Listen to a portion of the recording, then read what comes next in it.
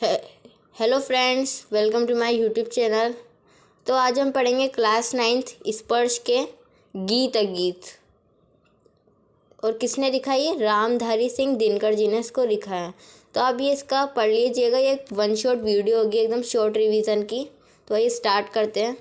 गीत अगीत कौन सुंदर है। यहाँ पे वो बोलते हैं कि जो अपने मन की व्यथा दूसरों को सुना सकता है वो ज़्यादा सुंदर है, या फिर जो अपने मन की बात मन में रखता है वो सुंदर है। तो आइए स्टार्ट करते हैं। गाकर गीत विरह के तटनी वेगवती बहती जाती है, दिल हल्का कर लेने को उपलों से कुछ कहती जाती है। तो यहाँ पे तटनी का मीनिंग क्या है? नदी। तो नदी जो है वो तेज़ रफ्तार से बहती जाती है और अपना दिल हल्का करने के लिए उपलों यानी कि पत्थरों से बातें करती हुई जाती है। ठीक है। तट पर एक गुलाब सोचता देते स्वर, यदि मुझे विधाता अपने पतझर के सपनों का मैं भी जग को गीत सुना था।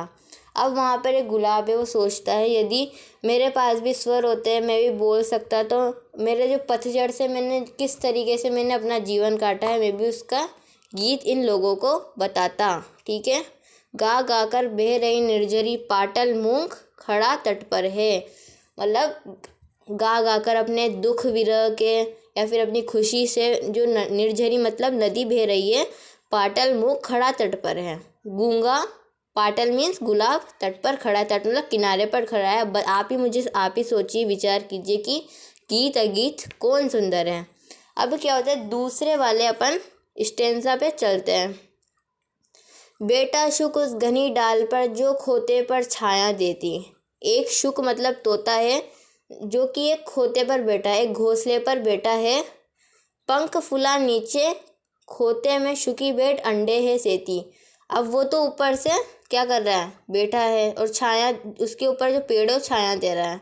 अब जो तोती है मतलब जो मैना है वो अंडे से रही है, मतलब उस अंडे से रही है वो नीचे बैठकर, घोंसले पर बैठकर।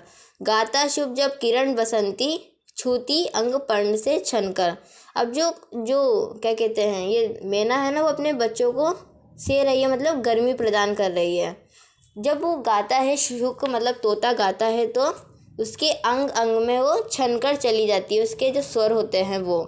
किंतु शुकी के गीत उमड़कर रह जाते सनह में सनकर। लेकिन अब जो तोती है उसके गीत अब मन में ही रह जाते हैं। क्यों रह जाते हैं? क्योंकि अब वो उठेगी तो जो उसके अंडे होंगे उसमें ठंड लग जाएगी उनको, इसलिए उधर ही बैठी रहती है वो। गूंज रहा शुक का स्वर वन में फूला मग्न शुकी का पर है। उसका जो शुक का स्वर है पूरे वन में गूंज रहा है, पूरे वन में एकदम लालायित हो गया। और जो शुकी का जो पर है वो एक फूल फूला रही है वो अपने पंखों को। तो एक क्वेश्चन बनता है कि शुक को देखकर शुकी क्या कर रही है, अपने विचार कैसे व्याप्त कर रही है। तो आप लिख दीजिएगा, वो अपना पर फुलाकर अपनी फूला को, अपनी प्रसन्नता को व्याप्त कर रही है। गीत अगीत कौन सुंदर है। ठीक है, आगे चलते हैं।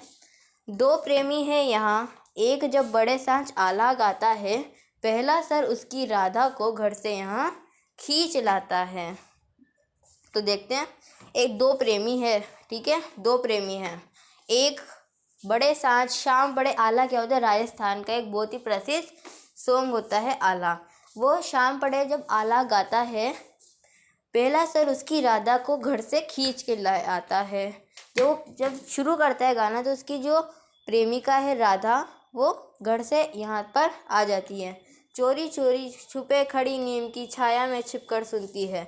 अब चोरी चोरी एकदम नीम का जो उधर पेड़ लगा होता है उसके पीछे छुपकर सुनती है।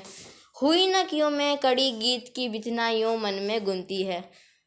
अब वो मन ही मन सोचते रहे, मैं यहाँ पे खड़ी क्यों हुई, मैं जाके उसकी कड़ी भी तो बन सकती थी। गीत की कड़ी मतलब है ना उसका साथ देना। ठीक है ना भाई।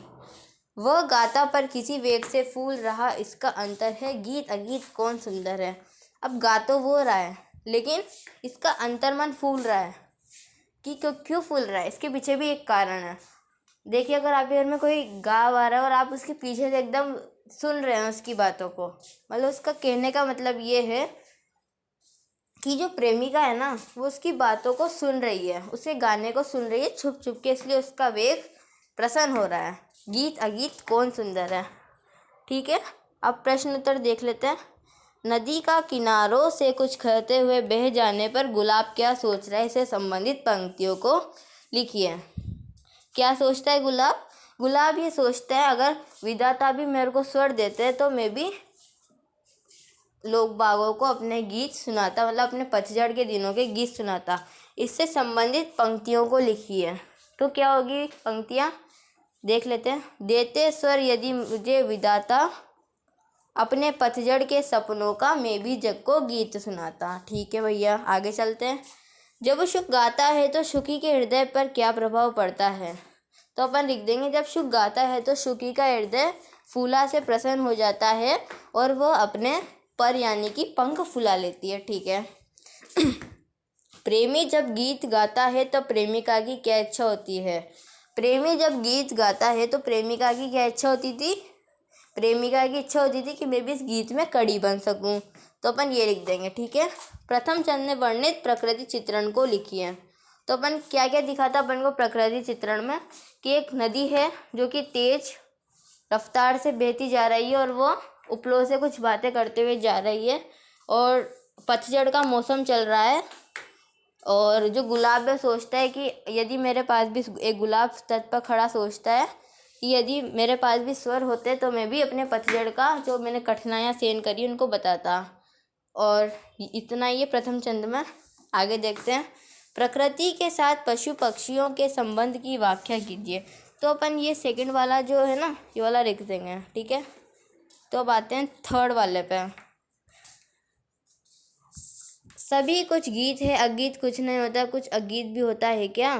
स्पष्ट कीजिए। तो देखिए मैं आपको पहले समझा देता हूँ।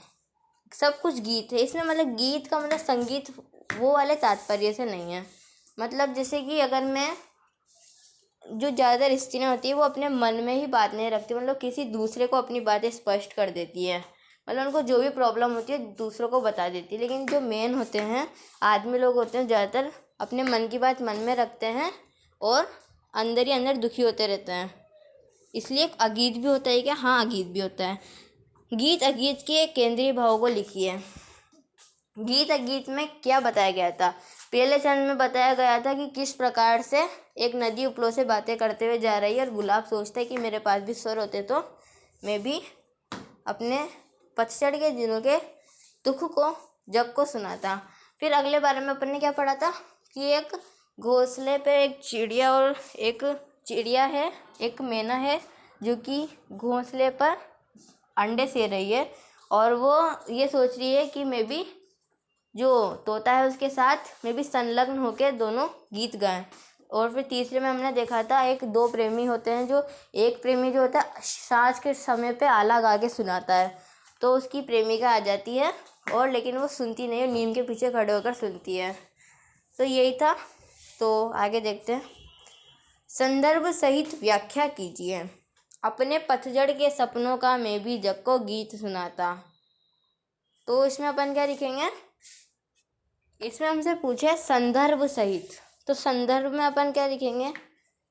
ये कविता गीत अगीत हमारी पाठ्य पुस्तक स्पर्श से ली गई है, जो रामधारी सिंह दिनकर ने लिखा है। फिर अपन व्याख्या करते हुए लिखेंगे। पहले एक बार ये पढ़ लेते हैं। अपने पतझड़ के सपनों का मैं भी जग को गीत सुनाता।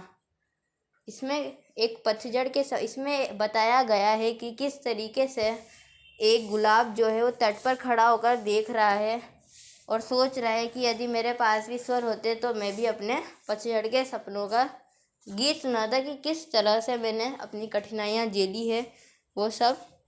आगे देखते हैं। गाता शुभ जब किरण बसंती, छूती अंग पण से छनकर। इसमें संदर्भ तो अपन लिख ही देंगे, अब व्याख्या देख लेते हैं। इसमें कहा गया है कि शुक जब गाता है तो जो सूरज की किरण आ रही थी, जो उसके पंख से छनकर पूरे वातावरण में चल जाती है। ठीक है। हुई ना क्यों मैं कड़ी गीत की, बितना यूं मन में गुनती है। जो हमने देखा था कि प्रेमिका जो होती है वो नीम के वृक्ष के पीछे खड़ी हो जाती है और सोचने लगती है कि मैं इसमें कड़ी क्यों नहीं बनी। इसका मतलब ये था। आगे देखते हैं। निम्नलिखित उदाहरण में वाक्य विश्लेषण को समझने के लिए प्रयास करें। इसी आधार पर प्रचलित वाक्य विन्यास लिखिए। एग्जाम्पल दे रखा है, हमें आगे देखते हैं। देते स्वर यदि मुझे विधाता, तो इसका क्या बन जाएगा? यदि मुझे विधाता स्वर देते हैं।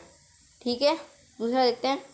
बेटा शुक उस घनी डाल पर शुक बेटा, गूंज रहा शुक का स्वर वन में शुक का स्वर गूंज रहा।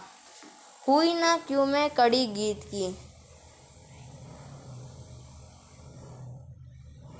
शुकी बेट अंडे है सेती, इसका क्या बन जाएगा?